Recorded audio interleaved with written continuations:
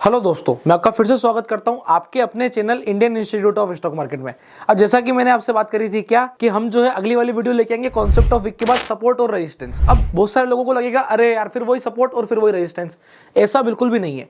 की कॉन्सेप्ट क्या है, क्योंकि ये प्रॉपर सीरीज चल रही है। अगर आप मेरे हिसाब से लर्निंग कर रहे हो, देखो क्या होता है, हर व्यक्ति का अपना अपना रूल होता है। हर कोई अपने जीवन में अपने लिए एक सेटअप जरूर बनाता है। जब वो मार्केट को लगातार निरंतर बार बार ट्रेड करता है, समझता है, देखता है, उसको 2 साल 3 साल से ज्यादा होता है ना, वो अपने जीवन में अपने लिए एक सेटअप जरूर बनाता है और वो सेटअप किसी ना किसी से इंस्पायर्ड होता है। क्या होता है कि अपन ने जब शुरुआत करी थी, जब अपन आज से 2000 साल 2500 साल 10,000 साल पहले जाएंगे तो वहां पे हम देखेंगे कि हमारे पास व्हील नहीं हुआ करता था। व्हील मतलब पहिया।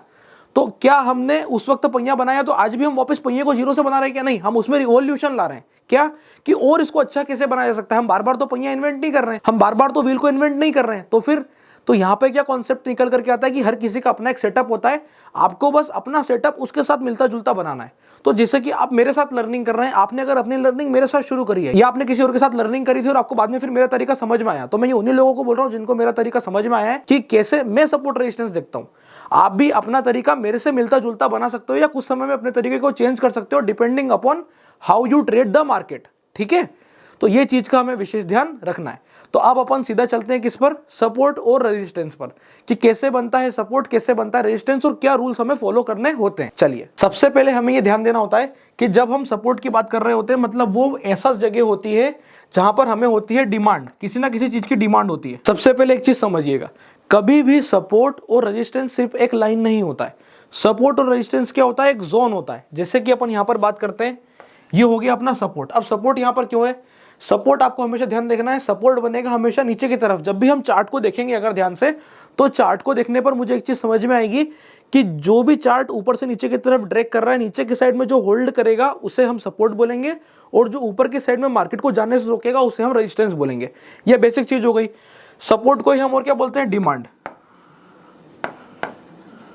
इकोनॉमिक्स का एक बहुत ही छोटा सा प्रिंसिपल होता है कि जहां पर डिमांड ज्यादा होगी वहां से प्राइस के रेट ऊपर जाएंगे, जहां पे सप्लाई ज्यादा होगी वहां से प्राइस के रेट नीचे आएंगे। भाई ढूंढेंगे किधर? इंपॉर्टेंट बात यह है, क्या टमाटर के भाव 10 रुपए पे सस्ते हैं कि 100 रुपए पे? तो सबको पता है कि 10 रुपए पे सस्ते हैं। इसका मतलब क्या है कि 10 रुपए क्या है, हमारा डिमांड का एरिया, और 100 रुपए पे महंगे।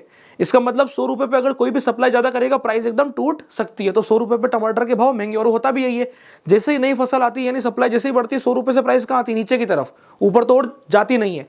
तो इस वाले सिनेरियो का हमें ध्यान रख करके चलना पड़ता है। यही बेसिक स्टॉक मार्केट है। टमाटर के भाव का 10 रुपए से 100 रुपए जाना और वापस से नई फसल आने पर 100 रुपए से फिर से 10 रुपए आना, इसी को स्टॉक मार्केट बोला जाता है। अब स्टॉक मार्केट में की कॉन्सेप्ट क्या है कि अगर मुझे सपोर्ट ढूंढना है तो अब सपोर्ट कैसे वर्क करेगा, देखिएगा। कभी भी सिर्फ एक लाइन जो है वो मेरा सपोर्ट नहीं है, एक जोन मेरा सपोर्ट है। अब जोन कैसे,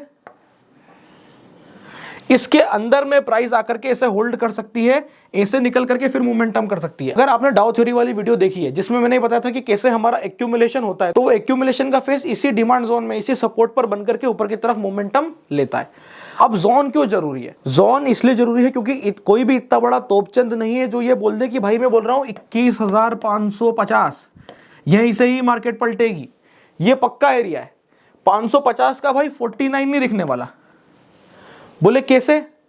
बोले भाई यही गणित है। अच्छा, इतना गणितज्ञ अगर कोई होता तो फिर बात ही क्या होती। तो उसके लिए क्या होता है कि मार्केट भैया 550 की रेंज से लगा करके 21,500 तक की रेंज में रह सकता है। अब ये क्या आ गया मेरा, ये आ गया मेरा एक जोन, एक बेल्ट।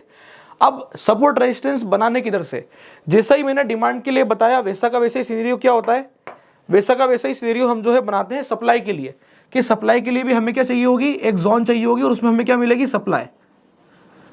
यहां पे ध्यान देने वाली बात क्या है, सप्लाई हमें देखना है कि क्या टमाटर 100 रुपए के आसपास है, वहां हमें मिलेगी सप्लाई, और टमाटर 10 रुपए के आसपास है, वहां हमें मिलेगी डिमांड। अब जितना आसान टमाटर के 10 रुपए से 100 रुपए जाना है, उतना आसान किसी स्टॉक के 100 से 200 जाने में या 50 से 100 जाने में डिफिकल्टी महसूस होती है, क्योंकि स्टॉक कभी भी सीधा ऐसा ऊपर की तरफ मूव नहीं करता। स्टॉक ऐसा बताता है कि देखो मैं गिरा, गिरता नहीं है, देखो मैं गिरा, गिरता नहीं है, और मोमेंटम करता है। वहां हमें दिक्कत होती है ये ढूंढने में कि भाई ये क्या सीन है।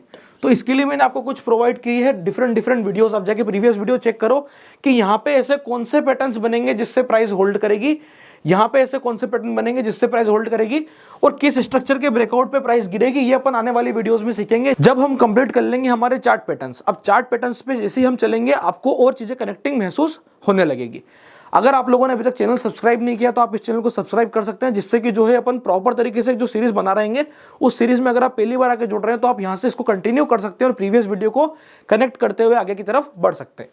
अब आप देखिए, जब यहाँ से प्राइस इस हिसाब से बिहेव करके चल रही थी तो हम यहाँ पर क्या देख रहे थे, ये जो सिनेरियो था ये ट्रेंड लाइन का था। ट्रेंड लाइन के कॉन्सेप्ट्स में आने वाली वीडियो में डिस्कस करूंगा। अभी के लिए हमें ध्यान रखना है कि ये जो प्राइस यहां से पलटी थी, ये जो जोन था ये था सप्लाई का जोन। सप्लाई के बाद उसने डिमांड ढूंढी, सप्लाई के बाद उसने डिमांड ढूंढी, तो सप्लाई का भी एक स्पेसिफिक जोन होता है। अब अपन चलते हैं सीधा चार्ट पर, और चार्ट पे हमें क्या करना है, मल्टी टाइम फ्रेम एनालिसिस करके सपोर्ट एंड रेजिस्टेंस बनाने। जी हाँ बिल्कुल, अगर आप सोचेंगे कि 5 मिनट का सपोर्ट जो है वो गजब का है, तो आप देख रहे होगे कि 5 मिनट का सपोर्ट 15 मिनट के रेजिस्टेंस पे बन रहा होगा। अब ये क्या होती है, फंसने वाली बात होती है। तो हमें फंसना नहीं है, हमें टॉप टू बॉटम एनालिसिस करना है। टॉप टू बॉटम मतलब ज्यादा दूर नहीं जाना है, डिपेंडिंग अपॉन पर्सन्स पोजीशन। अगर आप स्विंग ट्रेडिंग करते हो तो वीकली का देखना पड़ेगा। अगर आप इंट्राडे या ऐसी पोजीशंस बनाते हो जो एक हफ्ते के अंदर अंदर में खत्म हो जाती है तो आपको देखना पड़ेगा डेली। अगर आप उससे छोटी ट्रेडिंग करते हो 1-2 दिन की तो अपने को देखना पड़ेगा ओवरली। और इंट्राडे ट्रेड करने के लिए हम 15 मिनट और 5 मिनट के सपोर्ट रेजिस्टेंस देखेंगे। अब ध्यान देने वाली बात क्या है कि डेली के सपोर्ट रेजिस्टेंस सुप्रीम होंगे, तो ये चीज आप बिल्कुल नोट डाउन कर लेना। सपोर्ट रेजिस्टेंस के कुछ स्पेसिफिक क्राइटेरिया होते हैं, आप ये रूल्स ध्यान रखिएगा।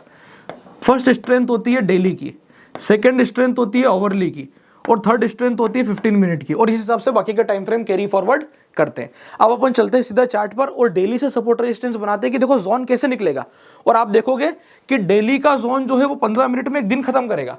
मतलब डेली का जोन इतना बड़ा होगा कि उसके अंदर 15 मिनट का दिन भर 15 मिनट की ट्रेडिंग उसी के अंदर हो जाएगी। तो अभी अपन चार्ट पे चल के वो देखने वाले हैं।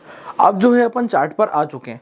चार्ट पर मैं एक स्टॉक पे आ गया हूं। सबसे पहले हमें ध्यान रखना है कि ये कोई भी रिकमेंडेशन वीडियो नहीं है। ये जो हमारी सीरीज है इसमें जितने भी स्टॉक्स का, जितनी भी चीज़ों का मैं नाम लेता हूँ सब और सब लर्निंग पर्सपेक्टिव से लेता हूँ। ऐसा बिल्कुल भी नहीं है कि मैंने यहाँ पे कोई स्टॉक बोला मतलब मैं उसे खरीदने के लिए या बेचने के लिए बोल रहा हूँ। ऐसा कोई सिनेरियो हमारा बिल्कुल भी नहीं है। हमारा फोकस है सिर्फ और सिर्फ कि आपको फ्री ऑफ कॉस्ट लर्निंग मिलनी चाहिए, इसके अलावा और कोई मोटिव नहीं है। लर्निंग बस फ्री ऑफ कॉस्ट हो, वही की पॉइंट है हमारा। लर्निंग फ्री ऑफ कॉस्ट हो, यही हमारा की मोटिव है। लर्निंग फ्री ऑफ कॉस्ट हो, यही हमारा की पॉइंट है। अब देखिएगा यहां पर रेजिस्टेंस कैसे मिलता है। जैसे कि आप देख पा रहे हैं यहां पर प्राइस ऊपर के एरिया को होल्ड कर रही है, ठीक है। यानी कि मैं अगर यहां से मार्क करता हूं तो मैं इस जगह से जो ये जोन मार्क करूंगा ये मेरे लिए रेजिस्टेंस की तरह वर्क करेगा। अब क्या ये पूरा जोन रेजिस्टेंस है? जी हाँ बिल्कुल, ये पूरा जोन रेजिस्टेंस है। थोड़ा सा पीछे चेक करते हैं। यहां से आप देखिए, अगर मैं इसको पीछे की तरफ ड्रैग करूंगा तो इस वाली साइड पे भी प्राइस यहीं जाकर के होल्ड करी थी। जिस दिन पहली बार न्यूज आई थी एचडीएफसी और एचडीएफसी बैंक के मर्जर की, उस दिन भी प्राइस ने जो जंप लिया था वो इसी प्रकार से होल्ड किया था। उसी लेवल पे जाके क्यों होल्ड किया? क्योंकि उस जगह पर अच्छी खासी सप्लाई है। अब बात करते हैं सपोर्ट की। क्या सपोर्ट भी ऐसा ही बनेगा? तो जी हाँ बिल्कुल, एक जोन बनेगा। फिर मैंने क्या कहा, अपन टॉप से जब एनालिसिस करेंगे, आप देखिएगा जब हम 15 मिनट में यहां पर चलेंगे तो हमको देखिएगा कि प्राइस अंदर घुसी और एकदम घुसते साथ ही तेजी से नीचे की तरफ मोमेंटम लिया। अब जितने भी लोगों को लग रहा है कि यार ये तो बनने के बाद बनाना आसान है, भाई बनने के बाद बनाना नहीं, बनेगा पीछे से ही। क्या होता है जब हम किसी भी डाटा का स्टडी करते हैं तो डेटा जो होते हैं वो हम पीछे से ही उठा के आगे की तरफ इंटरप्रेट करते हैं। अगर कोई कंपनी ये बोल रही है कि उसकी सेल्स पीछे से ऐसे ऐसे आई है तो हम उसी को इंक्रीज करके, उसमें कुछ परसेंटेज इंक्रीज करके आगे के अनुमान लगाते हैं। तो जब हम फंडामेंटली ऐसा करते हैं तो टेक्निकली भी ऐसा ही हमको करना पड़ेगा। और एक चीज का ध्यान रखना है, वर्किंग ऐसे ही होती है। जब तक आप पीछे पे अपनी मजबूती नहीं लाओगे, पीछे पे अपने आपको 80% मजबूत बनाना पड़ेगा, तो फ्यूचर पे आप लगभग 50% के आसपास की एक्यूरेसी लेकर के आओगे। तो उस हिसाब से वर्किंग करनी होती है। अब मैं नीचे का सपोर्ट बनाता हूं और फिर आप लोगों को बताता हूं कि मार्केट कैसे होल्ड करता है। अब ये जो है मैंने यहां पर आप लोगों के लिए कुछ की सपोर्ट्स मार्क कर दिए हैं। अब की सपोर्ट्स मार्क करने के बाद आप जैसा कि देख पा रहे हैं प्राइस इसी जोन में प्रीवियसली होल्ड करी थी। जैसा कि आपको दिख रहा है प्राइस यहां पहले होल्ड करी थी, जब इस वाले जोन पर होल्ड करी तो आगे आकर के इतना ऊपर मोमेंटम लेने के बाद भी यहीं पर आकर के होल्ड करी। तो इस 2 पॉइंट के कनेक्शन से मुझे एक जोन का पता चला और उस जोन पर मार्केट ने डबल बॉटम बनाने के बाद एक रैली करना शुरू करी। रैली के बाद जो मैंने आपको बताया था कि मार्केट एक ऐसे फेस बनाता है जहां पे वो इनिशियल बीच में मिड रेजिस्टेंस फेस करता है और मिड रेजिस्टेंस फेस करने के बाद प्राइस नीचे की तरफ गिर के ऊपर की तरफ मोमेंटम करती है। अभी तक का जो सिनेरियो था, जो ये सपोर्ट और रेजिस्टेंस मैंने बनाए थे, ये कौन से सपोर्ट रेजिस्टेंस थे? Advance support resistance. यानी कि एडवांस अपन नहीं बोल सकते, इनको बोल सकते हैं अपन ओवरव्यू है। ये मार्केट के स्ट्रक्चर का ओवरव्यू है कि एचडीएफसी बैंक अगर यहां से चलेगा तो यहां पहुंच के ठहर सकता है, हमें ध्यान देने की आवश्यकता है।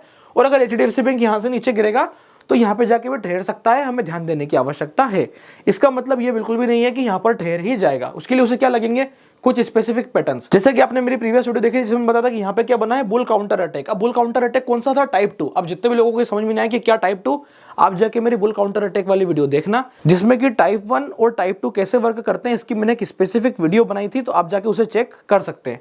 टाइप 2 की कंडीशन क्या थी, मैं रिवाइज करा देता हूँ कि प्राइस जो है वो यहाँ पर बनेगा, अगर टाइप 2 बनता है नीचे में, और नीचे में बनने के बाद प्राइस ऊपर की तरफ होल्ड नहीं कर पाती है, तेजी नहीं हो पाती है, प्राइस घूमती है, पॉज लेती है और वहां पर बनाती है कुछ स्पेसिफिक चार्ट पैटर्न। अब वो चार्ट पैटर्न्स क्या होते हैं वो अपन आने वाली वीडियोस में बात करेंगे कि वो चार्ट पैटर्न्स कैसे वर्क करते हैं और किन सिनेरियो में प्राइस ऊपर की तरफ मोमेंटम करेगी। अभी यहाँ पर क्या हो रहा है, प्राइस एक सपोर्ट के अंदर आई है, ठेल रही है, टिक रही है। क्या ये सपोर्ट तोड़ने का 1300 आएगी, देखने वाली बात होगी, डिपेंडिंग अपॉन द सिचुएशन कि क्या ये डबल बॉटम बना सकता है, क्योंकि प्राइस दो तरीके से फेक आउट यहां पर कर सकती है। पहला सिनेरियो ये निकल करके आएगा कि प्राइस यहां से नीचे की तरफ होल्ड करने के बाद इसी के अंदर वापस लोड करके सस्टेन करेगी और टाइम पास करेगी, ये वाली पोजीशंस बन सकती है। दूसरा क्या होगा कि प्राइस जो है वो अगले वाले रिजल्ट का वेट करने के बाद ही आगे का सिनेरियो बनाएगी। तो प्राइस अगर अगले रिजल्ट तक जाना चाहती है, क्योंकि रिजल्ट्स बहुत अच्छे आ रहे हैं पर एक्सपेक्टेशन से गड़बड़ आ रहे हैं, इस कारण से क्या हो रहा है कि प्राइस होल्ड करना चाह रही है। अब देखते हैं प्राइस कितना और होल्ड करेगी ताकि उसके एक्सपेक्टेशन के मुताबिक रिजल्ट्स आए और फिर जाके हमें प्राइस में मोमेंटम देखने को मिलेगा। ये एक अलग कॉन्सेप्ट है।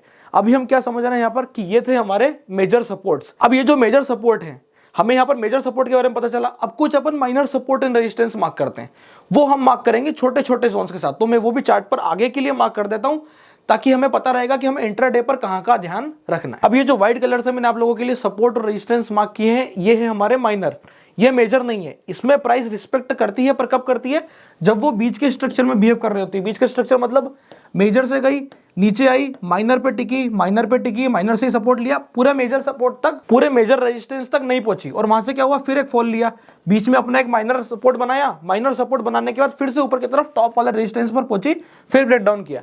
अब की बार प्राइस ने जो माइनर सपोर्ट 2 था, ये हमारा माइनर सपोर्ट 1 था, ये हमारा माइनर सपोर्ट 2 था, माइनर सपोर्ट 2 को ब्रेक करने के बाद उसको एक रेजिस्टेंस की तरह बना के अब नीचे में मेजर सपोर्ट पर होल्ड किया है। अब ये जो HDFC बैंक का ये मेजर सपोर्ट है, ये भी मेजर सपोर्ट एक प्रकार से नहीं है, क्योंकि इस जगह पर प्राइस ने पहले होल्ड किया था, मतलब ये हमें सेकंड टाइम ही मिल रहा है। तो सिनेरियो अधिकतर ये बन के आती है कि ये भी जो है हमारी थर्ड टाइप का एक माइनर सपोर्ट ही है।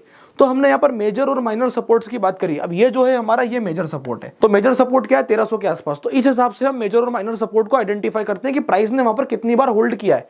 चलती चाल में प्राइस यहाँ पर आके सस्टेन करती है क्या, अगर ये वाला प्राइस यहाँ तक आया होता फिर इतना ऊपर जाके वापस आया था तो ये भी एक मेजर सपोर्ट होता, पर हाल फिलहाल के लिए ये एक माइनर सपोर्ट नंबर 3 है और ये हमारा मेजर सपोर्ट नंबर 1 है।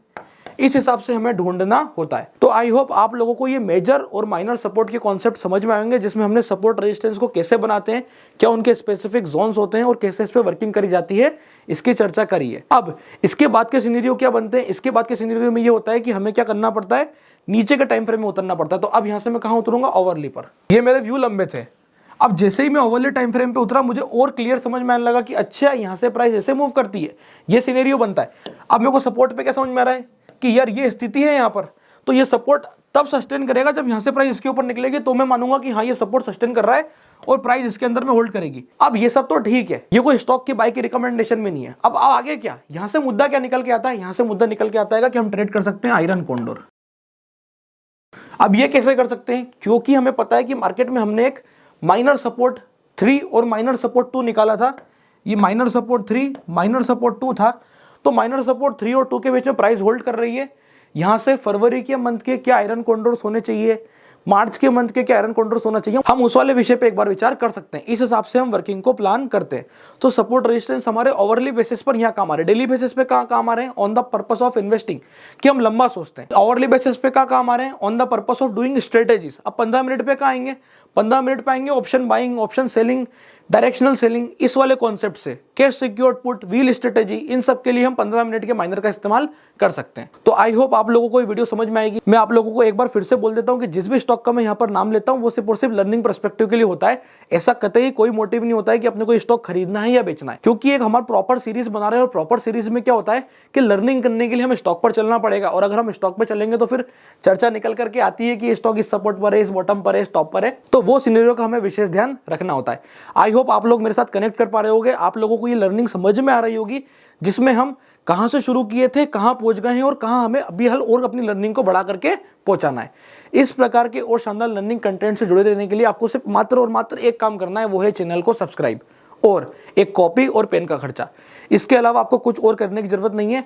अगर आप लोगों ने अभी तक अपना डीमैट अकाउंट नहीं खुलवाया तो डिस्क्रिप्शन के नीचे लिंक मिल जाएगा, आप जाके अपना डीमैट अकाउंट ओपन करा सकते हैं। तब तक के लिए बहुत बहुत धन्यवाद।